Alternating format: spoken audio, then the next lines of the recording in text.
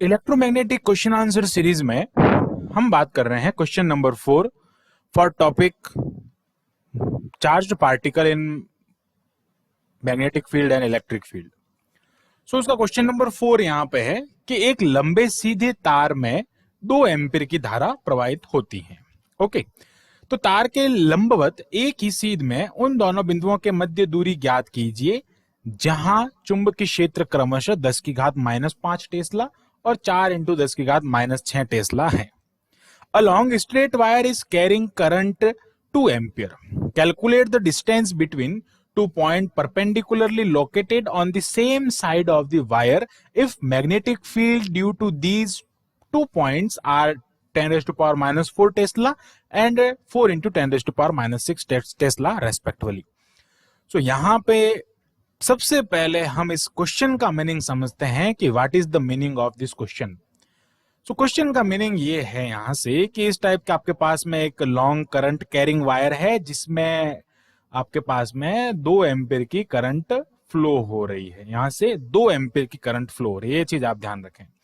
और यहां से इसने कहा है कि एक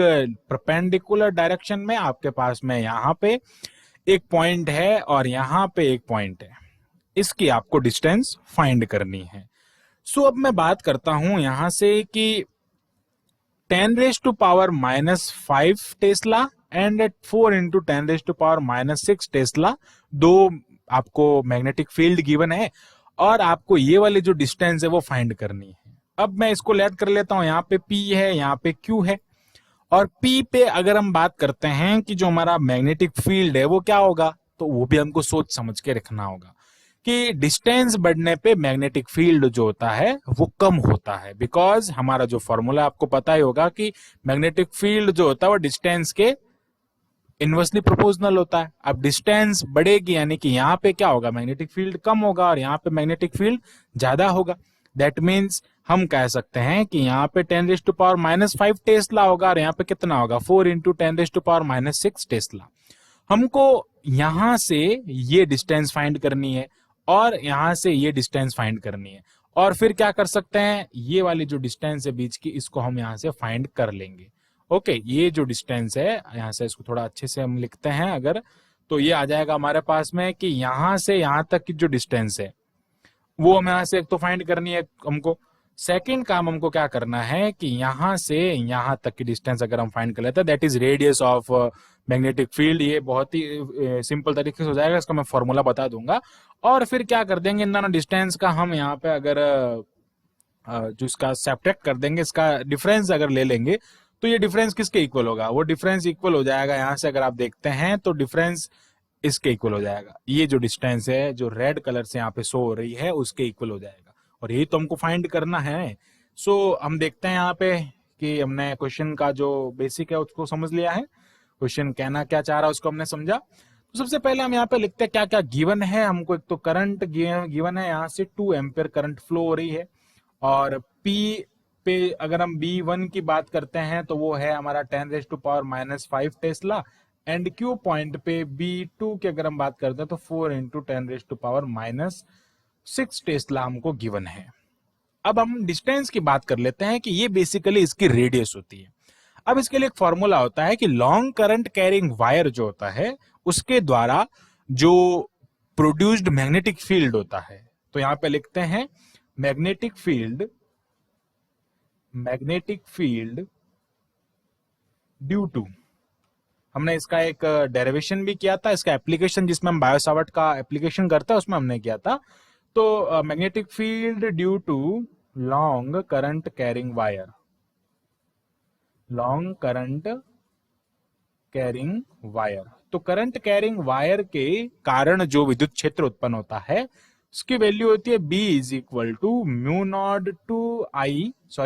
I अपॉन 2 पाई आर। ये होता है mu naught I upon 2 pi R. Okay, अब हम क्या करते हैं कि यहां से इसको सॉल्व करने की बजाय म्यू नॉट की वैल्यू हम यहाँ पे पुट करते हैं, बिकॉज हमको पता है कि म्यू नॉट की जो वैल्यू होती है वो क्या होती है 4 pi into 10 raise to power -7 है। तो हम क्या करते हैं, इतना मल्टीप्लाई करने की बजाय या फिर हम यहाँ से जो है ऊपर नीचे 2 से मल्टीप्लाई भी कर सकते हैं, जिससे क्या हो जाएगा, नीचे ये इस टाइप का बन जाएगा म्यू नॉट अपॉन 4 पाई, और वहां पे हम सीधा 10⁻⁻7 लिख लेंगे, या फिर हम सीधी डायरेक्ट ये भी वैल्यू यहाँ से पुट कर लेते हैं। तो यहाँ पे मैं लिख लेता हूं कि म्यू नॉट जो होता है ना, permittivity of magnetic field for vacuum, that is 4 pi into 10⁻⁻7।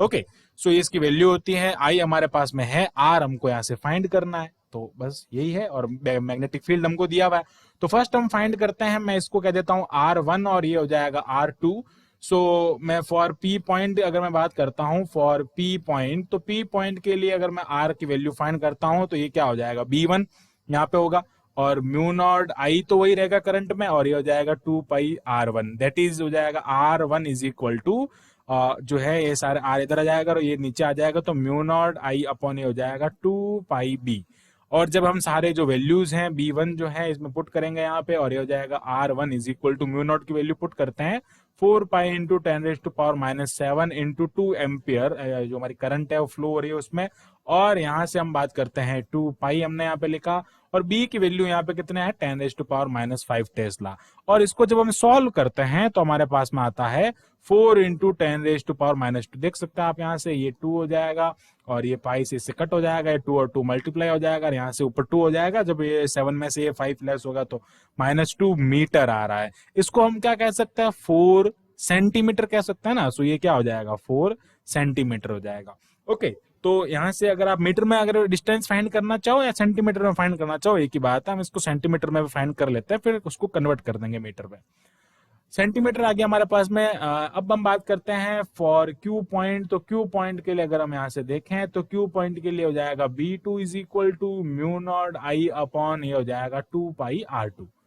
Okay, सो ये हो जाएगा R2 is equal to mu naught I upon B2, आगे आ जाएगा 2 पाई, और इन सब की वैल्यू यहाँ से हम पुट कर लेते हैं, तो म्यू नॉट की वैल्यू मैं पुट कर लेता हूँ वही 4 पाई इंटू 10⁻⁻7 आई की वैल्यू भी पुट कर लेते हैं, दैट इज 2 एम्पियर, अपॉन यहाँ से हो जाएगा ये 2 पाई इंटू, अगर बी की बात करते हैं तो 4 इंटू 10⁻�6 टेस्ला वहां पे गिवन है। ओके, तो ये अब हम इसको सॉल्व करते हैं, तो हमारे पास में देख सकते हैं आप, पाई से पाई कैंसिल हो जाएगा, इस 2 से ये 2 कैंसिल हो गया, और ये 4 इधर बच जाएगा, इस 2 से 2 कैंसिल हो गया, और 4 से ये 4 कैंसिल हो गया, दैट मीन्स हमारे पास में यहाँ पे आता है 10⁻⁻1 मीटर, और -1 मीटर को हम क्या कह सकते हैं, 0.1,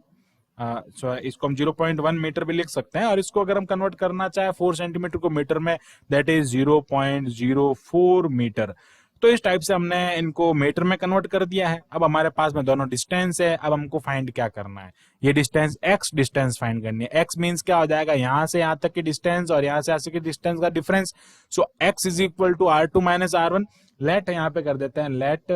the distance between points P and Q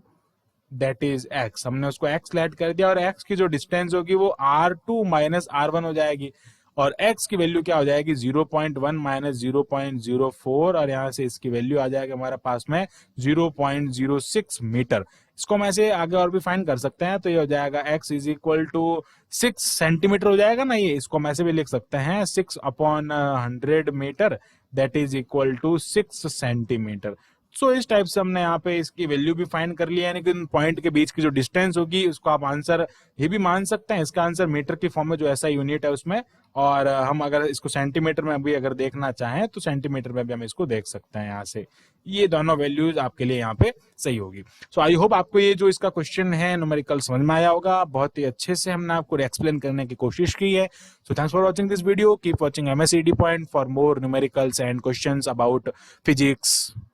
and mathematics.